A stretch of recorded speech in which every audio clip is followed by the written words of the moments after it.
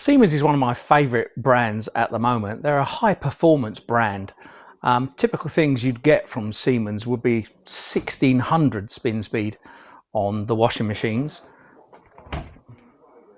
Also, when they're working, you get lovely display, and I have to say, from simply my perspective with the glasses, they have LED lights inside the drums, so that if you're in there trying to get your clothes out and things like that, you can easily see the forgotten black sock or anything like that, which is all useful. They're also self-dosing and things like that, and they do variations on a theme, different loads, etc, etc.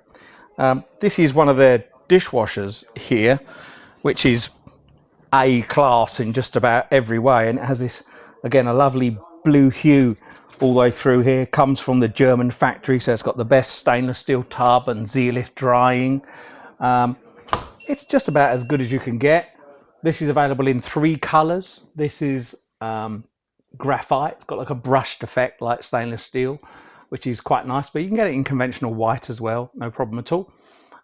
These are all matching tumble dryers. They're all self-cleaning condensers, so it's a job you don't have to do, but they're fully A-rated heat pumps with, again, matching control panels to match the machines if you want to do that.